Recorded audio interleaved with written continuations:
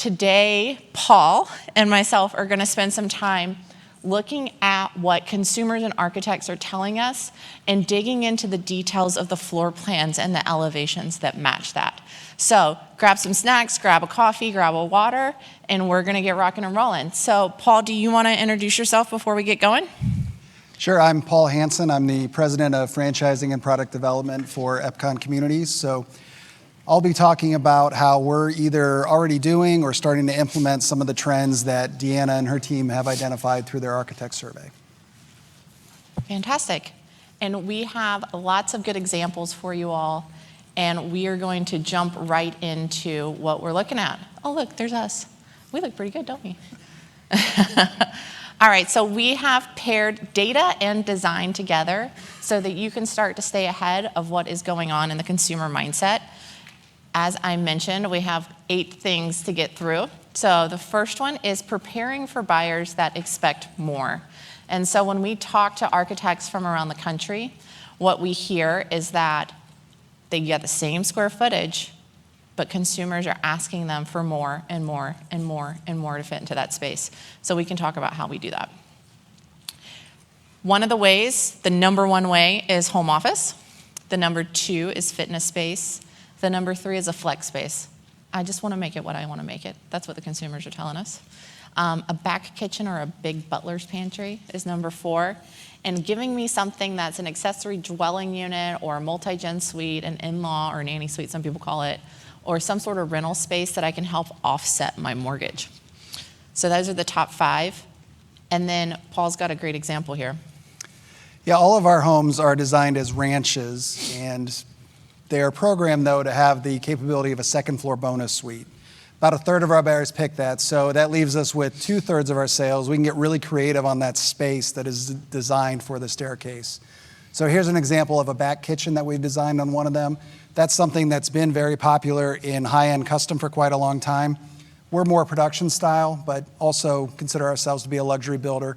And so this is a way for us to incorporate that feature and charge a premium for it as well versus just a very large walk-in pantry instead. So we're putting in a dishwasher, extra sinks, some cabinets, a wine storage cooler, things like that, instead of just the standard wire shelving you typically see in a pantry. And so what this means is 2 sinks, 2 refrigerators, 2 freezers, sometimes 2 stoves. Do you ever do two stoves? Ours aren't that large, but I've seen that before. This is a really nice sized one, actually. What is that? About 10 by 10, it looks like. Mm-hmm. Oh. So what are they using that back kitchen for? It's just a sink and dishwasher. Really, think about when you're entertaining, have a lot of dirty dishes. You wouldn't want to have those in the kitchen area, so put them back there and kind of hide the leftovers from the party, and then they can start the dishwasher back there instead of having it running in the kitchen.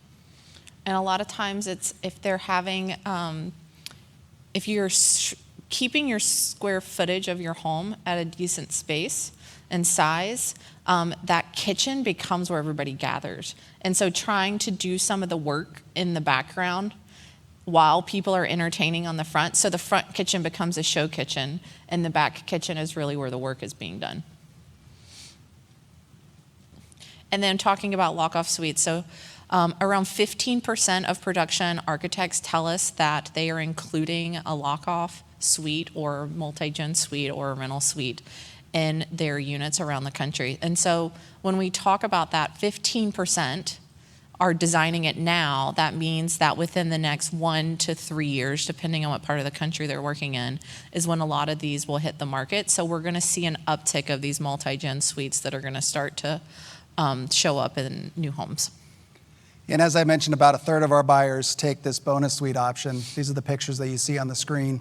Our homes are very popular with the 55 plus demographic, so a lot of them don't need that second story, but the ones that are maybe younger, have younger grandkids, when they come visit, they love having this space. And even as we're getting into selling to Gen X buyers now, they want the rental opportunities of these spaces. So the way this is designed, the staircase is typically right off the door inside the garage. You could put an extra door there, close that off, and have this be an Airbnb space or some kind of rental space to offset the cost of the mortgage. This is a really fun space. This is great for the grandkids too. Yeah, I love how it's just all or nothing. So it comes with a rec room, a bedroom, a bathroom, and then you see in the bottom left there options for a kitchenette or a wet bar. So it truly is like a mini apartment on the second floor. And then we're expecting more trade-offs in the bathroom. And so what does that mean? And do we do a shower and a bathtub? Do we do a shower bath combo? Do we just do the shower? What are we looking at here? And so more often we're seeing that no bathtub was being included in at least one of the bathrooms in the home. Given the age of our typical buyers, tubs have never been a big selling point for us, but I have seen in the last few years a big decline in people taking the soaking tub options or even converting the secondary bathroom into a walk-in shower. So right now our most popular options in the primary bathroom is an L-shaped zero entry shower, and then taking away the tub shower in the secondary bathroom and turning that into a walk-in shower as well. So a few years ago, I wouldn't have been able to imagine somebody building an entire house without one bathtub in it, but that is what we're seeing today because they just want the shower and the look. They're also a lot easier to clean That's right. and get in and out of. And then we're also seeing that open shelving, anything that's exposed, is starting to wane. People aren't including this as frequently. This is throughout the home, but specifically in the kitchen. And the mindset around this as we talk to consumers is really, I have enough chaos and clutter in my day-to-day life. I just want to be able to shut the cabinet and walk away. And if it's a mess back there, that's fine, but the cabinet is keeping me from having to look at it, right? Yeah, when we talked about this, I told you we did a model home about 2 years ago that had open shelving in the kitchen, and very few people selected it. They just told us, I don't want to have to keep that clean all the time. I'd rather have the cabinet space. And I went to try and find a picture of that model, and I couldn't. So that tells you how well it went. So instead, we've gone back to having some options where we'll have glass doors on cabinets if somebody wants something visible, but they like the ability to close it off, not have to dust it and clean it as much as they would on an open shelf. Which brings us to point number 2. Do not close off the great room, but do include more private spaces. So I'm going to give the example of some of the luxury homes that I've seen around the country. And I spend a lot of time walking product around the country, looking at what's being built around the country. And sometimes you walk into a home and there's a big open great room. And it's beautiful and massive, and it has a double staircase, and there's all these things that happen in this one space. I'm not saying to close that space off.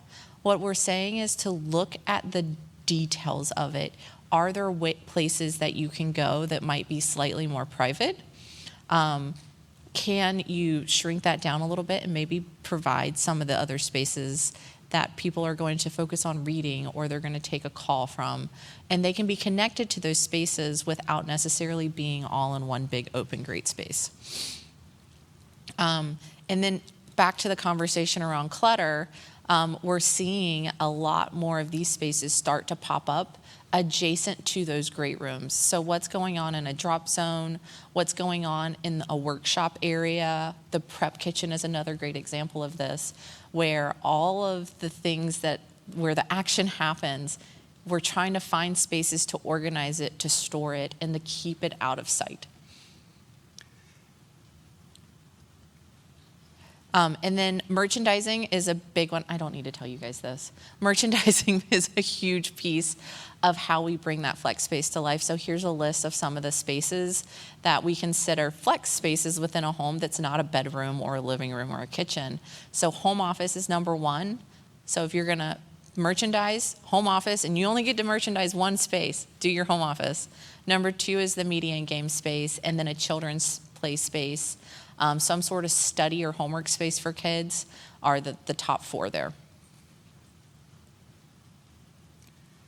And as you were talking about not closing off the great room, but finding ways that you can put pockets around the house, we always like to look for areas where you can put little flex spaces, though we tend not to label them as flex space on the plans. We like to define what they're going to be. So we have a wine room option. We also have a den option in certain areas. And these don't have to be very large, don't have to have large windows to them.